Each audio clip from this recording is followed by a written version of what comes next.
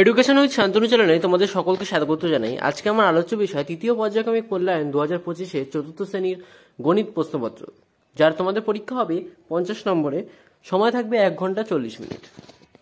প্রশ্নপত্র একের দাগে বলেছে নিচের সমস্যাগুলির সমাধান করো, যেখানে তোমাদের 10টা প্রশ্ন লিখতে হবে, যার জন্য তোমাদের নাম্বার দেওয়া হবে 10। ক দাগে প্রশ্নপত্র বলেছে 1 বছর সমান সমান ড্যাশ সপ্তাহ, উত্তর হবে 52 সপ্তাহ। 20, 30 ও 40-এর গড় কত? উত্তর হবে 30।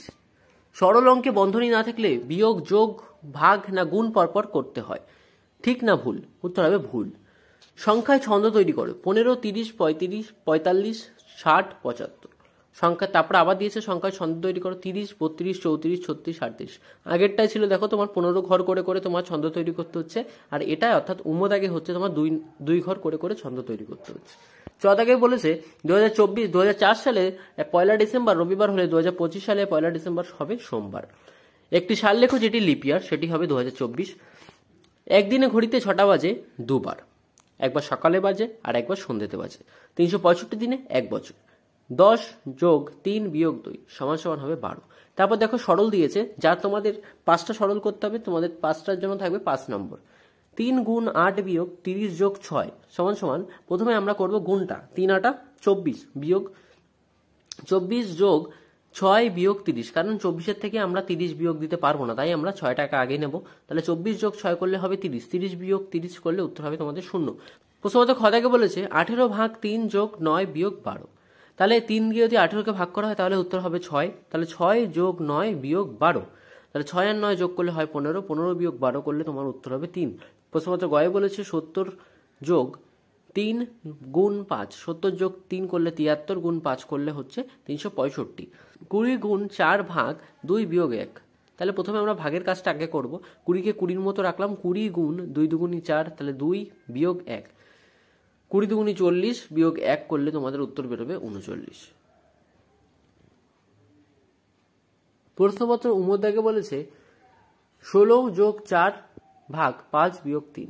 তাহলে ফার্স্টে যে ব্র্যাকেটে আছে সেটা আগে করব। 16 যোগ 4 করলে আমাদের 20, মাঝখানে ভাগ আছে, ভাগে বসাবো। 5 বিয়োগ 3 করলে তোমাদের হবে 2, তাহলে 2 দিয়ে 20কে ভাগ করলে উত্তর হবে 10।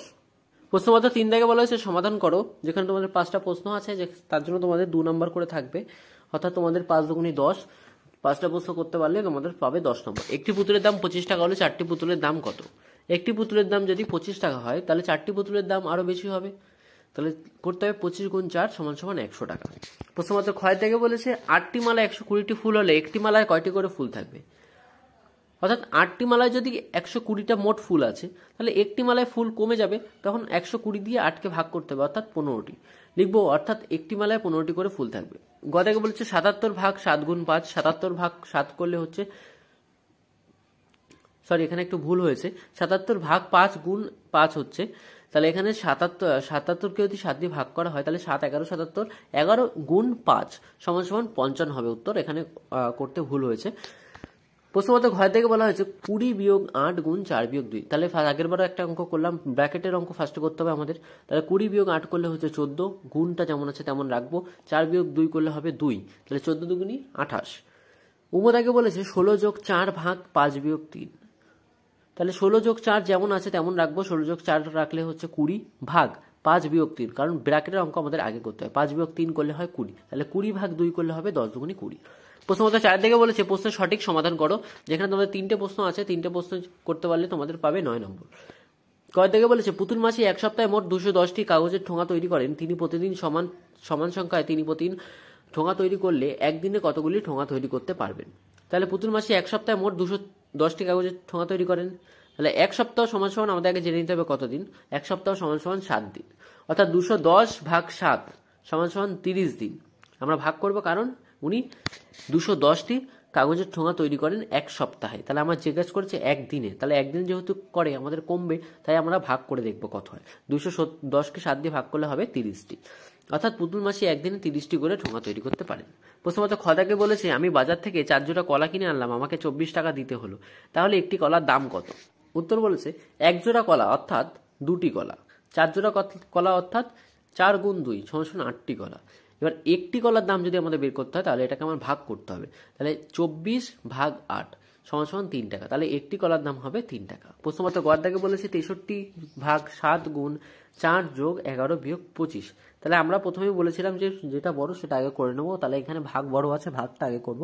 তাহলে ভাগ আগে করলে হবে হচ্ছে তোমার 7 নং 63 9 গুণ 4 যেমন আছে তেমন বসাবো, যোগ 11 বিয়োগ 25, যা আছে তাই বাকিটা বসিয়ে দেবো।